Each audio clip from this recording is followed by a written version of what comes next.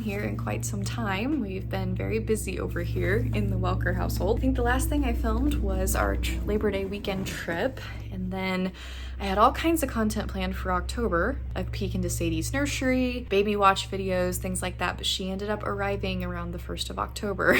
So our whole life has been crazy and fun and new the last 4 weeks now that she's been with us. We are wrapping up Dakota's paternity leave. He's headed back to work.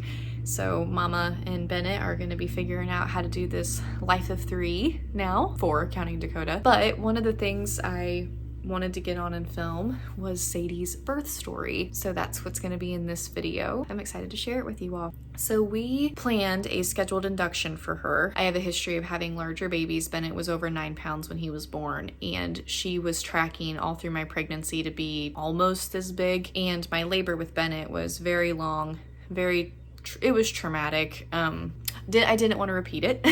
And so in an effort to avoid that, we had already had discussions about taking her early so that we had less of a chance of me having the same complications I had the first time around with my son. And so at my 36-week appointment, I believe it was, I went ahead and asked about when we could do an induction. And so we got scheduled to go in on October 5th. So they called me and let me know Monday of that week that was our date, and they gave me the time of 6 a.m., same process we had for Bennett. So I had prepped all week, getting everything finalized to go into the hospital and start, the newborn world. And then the night before our induction, they called me and told me that even though I had been put on a wait list and then I was scheduled, they removed me from the schedule because they didn't have any room for me. In my opinion, that is one of the meanest things you can do to a mom who's 9 months pregnant, ready to pop, ready to have her baby, to give her the date and time she's supposed to be headed in to meet her baby and get the whole event of birth started that you spend 9-10 months planning for, praying about, prepping for, and then to call her the night before and say, never mind, we don't know when we'll get to you. That's very crushing. And so after that, they were supposed to call us back. They never did. And so we ended up spending the rest of the day on Friday just sad. And my husband had prepped everything to be ready to leave work for several weeks that evening, and it just didn't look like it was going to happen. So we made the decision after lots of tears to go ahead and just say, okay, you know what, forget it. We won't call back and ask to be put back on the list. When you're that pregnant, you have weekly appointments anyway. I just figured I'd talk it out with my midwife at the next appointment and we would go forward from there. Sorry, I have both kids on the baby monitor over here on the left, so forgive me for glancing over there quite a bit, but keeping eyes on both of them. So that was our decision. And then the next day we got up, so this was Saturday, we got up and took off to go do Zubu at the Indianapolis Zoo because that's one of our favorite things to do in the fall. So we took Bennett to go do that. He loved it, had so much fun. And as we were leaving that, and so I answered and they asked if I wanted to come in and have my baby at 7 p.m. that night. It was 4:15 in the afternoon at that point. I told him I wasn't sure if I could make that turnaround work. I'd had childcare all lined up, but I told them to cancel all that because obviously the hospital canceled on us, so we didn't want everybody on standby all weekend.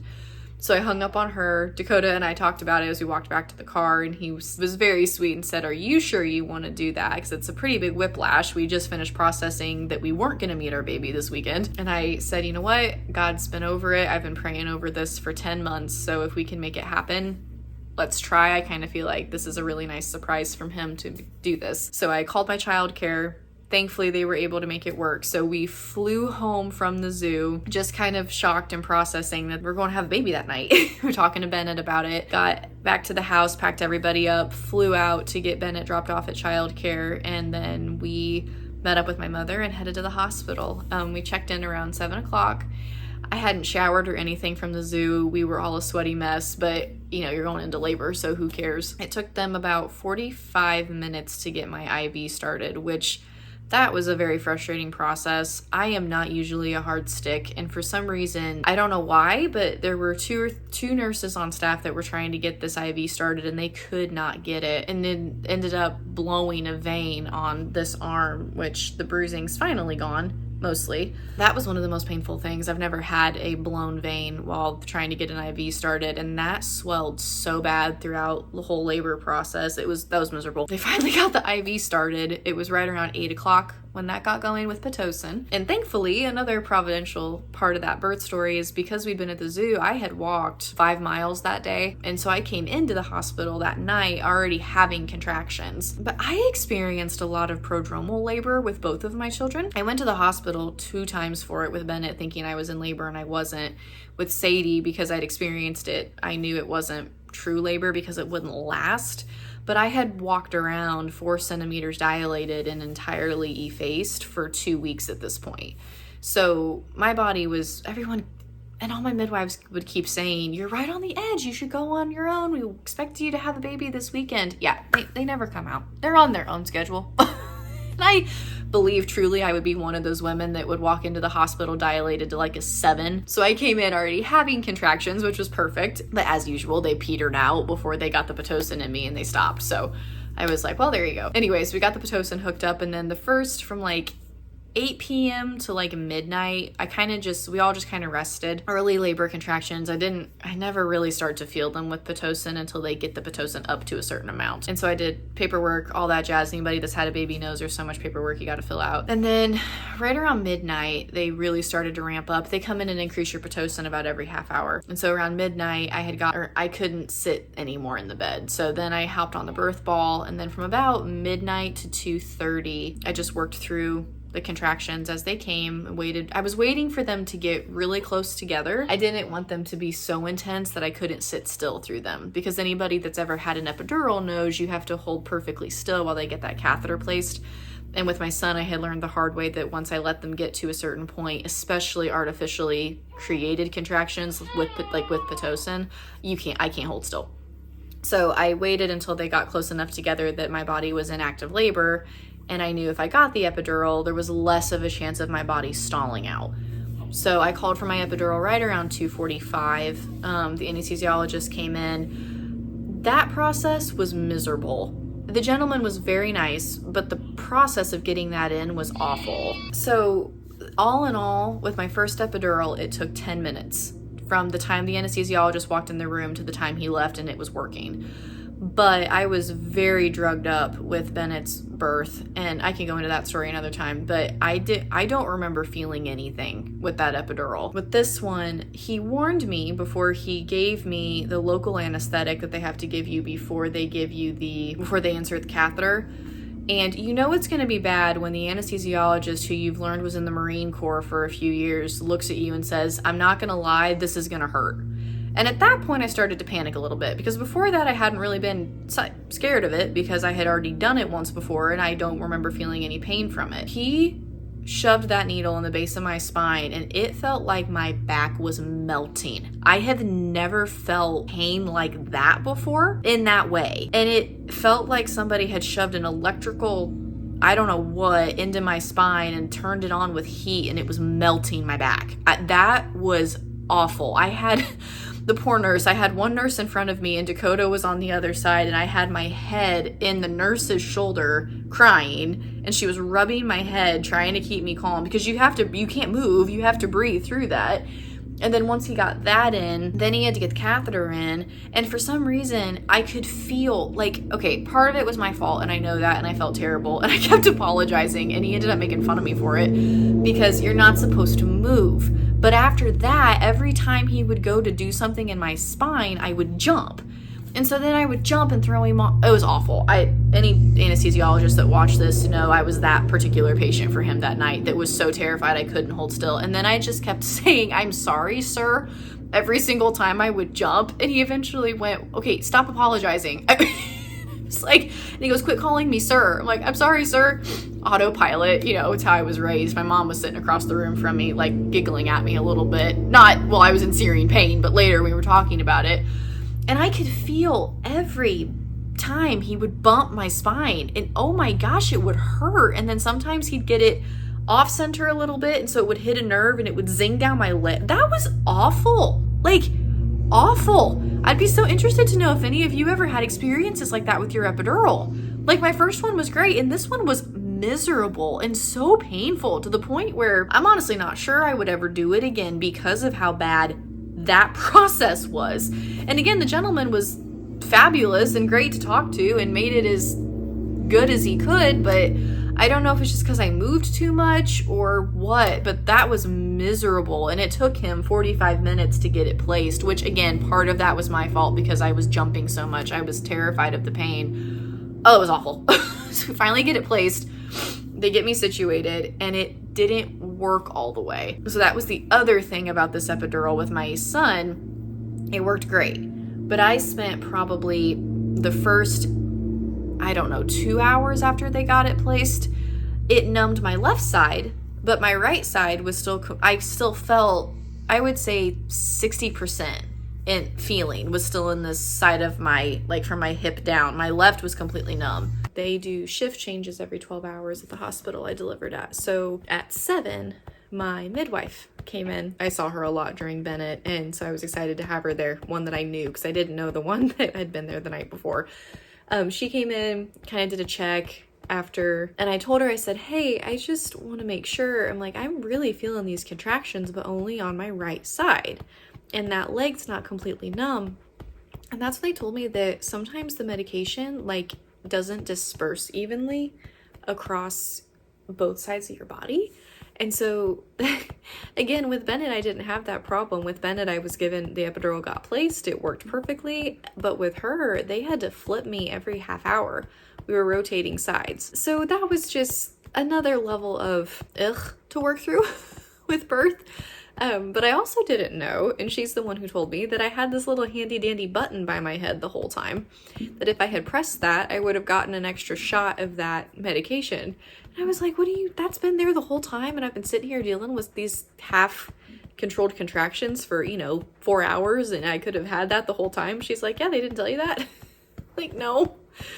Anyway, so one of the things that was really important to me was being able to switch positions. I have done a lot of research on birth and the best ways to do it. And even though I went for an epidural, I tend to be more holistic in nature when possible, but I elected for an epidural. And so I knew the best way to help labor keep progressing was to rotate positions as frequently as possible. When my nurses would come in on the half hour, they would help me flip sides. I used a peanut ball in between my legs too, which is supposed to help your pelvis stay open to help baby descend.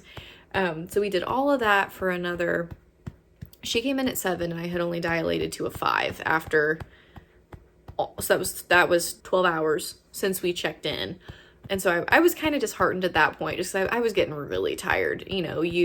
I had all the pain from the epidural. That was terrifying. And then we tried to get some sleep, but it only halfway worked. And I was still dealing with, with my son, I didn't feel the contractions hardly at all other than some pressure. But with this epidural, I still felt them. I've described it since when people have asked as it took the edge off the contraction, but I still felt the contraction. I would say I couldn't feel the ramp up, but I could feel it at the peak and then when it would come off. So there was, but only on one side of my body. So that was exhausting because I still ended up having to work with the contractions more than I thought I would have to, but I was on my back. I couldn't move. So we got it to the point where it was mostly numb after rotating back and forth, dispersing the medication some more, and then I hit the button. It's a lovely thing when they told me I could hit that button and it would give me a bigger dose when I needed it. So anyway, about 2 hours of that, right around, I don't know, must have been 8:45, she came back in and said, hey, I really think you should let me break your water. She said, I really think if we just get some more pressure on that cervix, baby will just slide right out. And I'd been very against that up until that point because when they broke my water with my son, everything went downhill from there. But we talked about it with my husband. I said, okay, we can go ahead and do that. So she went ahead and broke my water. And then she disappeared for a half hour, not even, and said she said she'd be back in about a half hour. There were, I guess, 3 of us with the midwife clinic delivering that day. So she walked away. And at this point, I was feeling pretty rough, sick to my stomach. The shakes had started. I was exhausted because I never went to sleep. So we walked the zoo all day, flew through getting to the hospital. Then I'd been laboring for 12 hours and I was shot. I had already fallen apart once.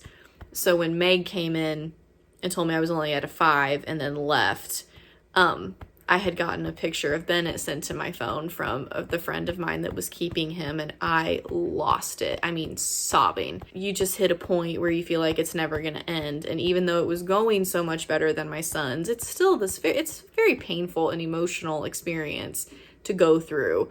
And to only have gone from a 4 to a 5 in like a 12-hour period, I was wiped and so tired and just wanted to get home to Bennett. So anyway, that was a heartbreaking point for me. And I remember crying and talking to God and just saying, please help me. I'm so tired and I'm in so much pain because the epidural didn't numb it completely. And he did. So then I looked at my husband and I said, hey, I think something just shifted, even though I can't feel too much. And like, something's going on and I'm progressing. No sooner had the words left my mouth, again, God's hand, and my nurse comes in and she goes, hey, baby's heart rate's starting to dip a little bit. Do you care if I check you? She's just starting to show me that she might be coming down and we may need to help her out a little bit. And I said, sure, go right ahead. And so she does a cervical check and she goes, okay, pulls her hand back very quickly and goes, so baby's head is right here. And I started to cry. And she goes, so I need you to close your legs, hold them closed, do not cough, do not laugh, do not do any kind of abrupt movement. I need to go find some nurses to help me because your baby's quite literally falling out of you.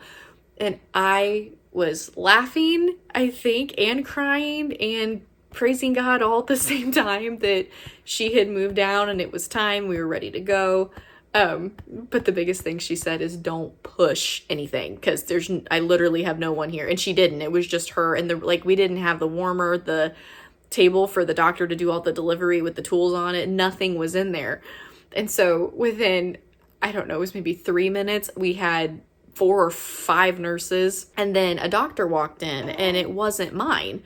And so she came in and I said, who are you? In the flurry of labor, right? You see all these people you don't know. And she was the OB on call. And I asked her, my midwife was, and they said, she's delivering another baby down the hall. So I have to catch this one. And I was joking with my nurses later at one of my postpartum appointments a couple weeks ago. And I said, only in labor can you never meet this person before. They're going to walk in, be all up in your space, probably stitch you back together, walk out the door, and you'll never see him again. But you have this whole up close and personal experience with them for, I don't know, 20 minutes, and you have no idea who they are. You'd never let somebody get that close to you normally. Anyway, she was great. So she got set up, they had everything, and they kept telling me, just please don't push, please don't push, please don't push. And so finally, when she got situated and I pushed with her for maybe 5 minutes total. Pushing though with her was different even than Bennett because the epidural wasn't working completely. So with Bennett, I didn't feel hardly anything except some pressure in my abdomen. With her, it had worked a little bit better at that point in my labor, so I was a bit more numb, and I could still feel her sliding down, which was insane to me because with Bennett, I couldn't feel that. But with her, I could, and it killed. I don't know why. Again, it must have been all the drugs I was on. I didn't feel that with him, but with her, I definitely did. That was pretty painful. And then with the pushing, I don't like holding my breath when I push, and a lot of times in hospital settings, they will tell you to because it allows you to get more pressure in your abdomen and core to push the baby out. But I did, even though I knew I wasn't really supposed to because I'd done a lot of research that said you actually need to breathe through those contractions. And because I held my breath for so long, then when I would I started gasping for air so much, I about fainted on them mid pushing. And they kept telling me, you got to push harder. She's right here. And I remember telling them the room started to black out on me. And so I panicked a little bit and just quit what I was doing because I was losing consciousness. And I told them you guys, I'm starting to pass out. You're losing me here. And so they had me pant slowly and catch my breath. And then I ended up, not rudely, but I just kind of quit listening to them with how to breathe and push. And I pushed when they told me to, but I did it in a way that I knew my body needed so I didn't faint trying to push my daughter out. But it was only probably 10 minutes and she was out, and it was that was the best moment ever. She came out and I was on my side, so they had her up and they laid her on my belly, on the side of my belly, and she came out screaming. Bennett didn't. When Bennett came out, he gave, like, he was really quiet at first, and then he started crying. She came out full vocal. I mean, very displeased with the fact that she was wet and cold, and she had a whole story to tell from the minute she popped out. It was beautiful. Best moment ever. I always joke and say, when I was a kid, I was told that, you know, the happiest days of your lives are going to be the day that you get married and then the birth of your children. And the birth process has never been the happiest moment of my life. But the moment when they hand you your baby and, you know, you've waited 10 months to see this beautiful little angel, that's the best moment ever. There's nothing like it. They put her right on me. We had an awesome golden hour with me, Dakota, and my mom. The doctor got me all stitched up and put back together. I tore again, but thankfully nowhere near as bad as I did with Bennett. It was actually in the same spot that I did with Bennett too, which we expected. And she was only about a half a pound-ish smaller than her brother, but a whole inch shorter, which made a big difference. And then her head circumference was almost 4 centimeters less than Bennett, which that more than anything is what made the biggest difference. So it was probably a half hour after I had her that my midwife finally came back, and she was laughing. She goes, "I knew it, Murphy's Law." She goes, "I knew that the minute I went into that other delivery, you'd go at the same time." And we had a pretty good chuckle about that. She had the same issue Bennett did with her bilirubin, so we were in the hospital for 1 extra day to help her get that under control. And I ended up learning that that's actually a blood type incompatibility between both my kids and my blood type. So that's an interesting thing. A little bit of mom guilt on that, just because, you know, you feel responsible anytime they come out and there's something wrong with them. But thankfully, her bilirubin levels came down enough that we could go home. She came home on a bilirubin blanket, which I'd never seen, or bilirubin. It's not even a blanket. It's like a little pad light that you swaddle them up in. I'd never seen one of those before. So that was interesting. She had that for a couple of days her first week home. We had lots of blood draws that first week to keep checking on them to make sure that she was processing through them okay. But yeah, she's done great since then. So she just had her, goodness, she squeaks a lot. She just had one of her most recent checkups almost 1 month. And she's gained a whole pound since birth, which is crazy. But what's more insane is she is now the height and weight that Bennett was at birth. And I told her pediatrician that when she told me how much she weighed, and she turned around and had Sadie in her arms and she goes, "Are you kidding me?" And I said, "No, like minus a couple ounces, but no, she's now about the size Bennett was when he was born." She goes, "Oh my gosh." I was like, yeah, I know.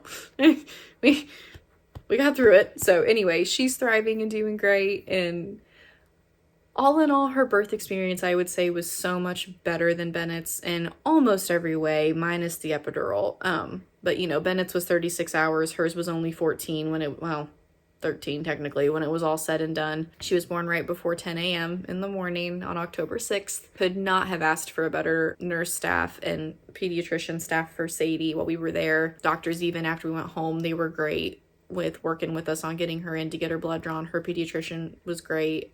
We worked with another doctor too, because her pediatrician was actually gone that week helping in North Carolina with all the flooding from the hurricane. So we were shuttled to another doctor for that time frame while she was out, and they were great to work with. So all in all, just we're very grateful. God really had his hand on it. You know, we spent our last day together as a family of 3 at the zoo, and then we got to welcome our daughter that night. Yeah, so then the rest of the family, Dakota has been very blessed with 4 weeks of paternity leave.